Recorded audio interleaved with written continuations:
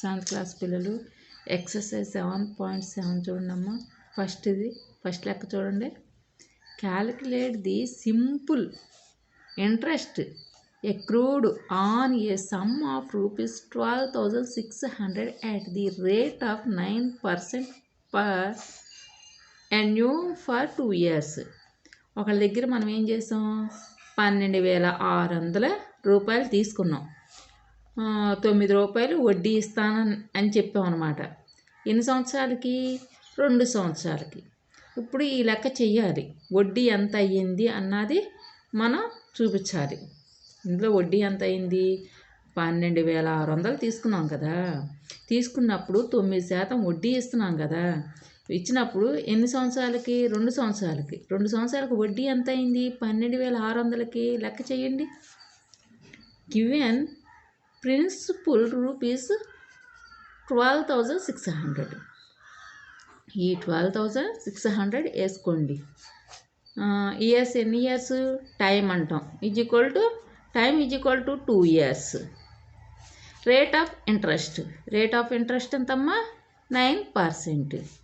Interest is equal to ఇప్పుడు principal, time, rate of interest. ఇదేంటిది? Principal, time, rate of interest by 100%. అంటే 100 కదా. Is equal to principal అంటే ఎంత? 12,600 into time అంటే ఎన్ని years? 2 years into rate of interest 9%.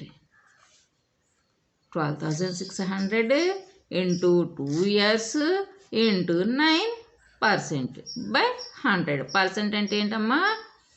100. Therefore simple interest rupees 2,268 వచ్చింది.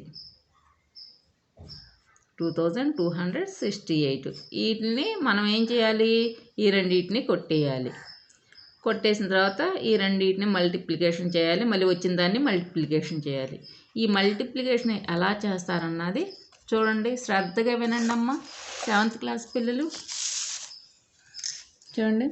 12,600 into 2 into 9/100 కదా. ఈ 2 zeros కొట్టుకుపోయినాయి, అవునా. ఈ 126 ఇంటూ 2 6 12 2 వేసుకోండి.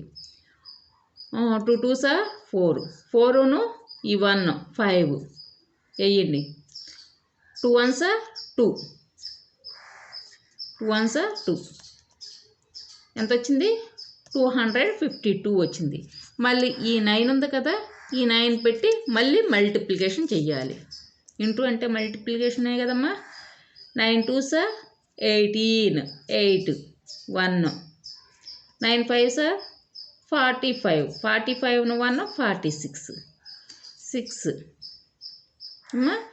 9 2s 18 18 4 22 అంతే కదా. 22 2,268 వచ్చింది.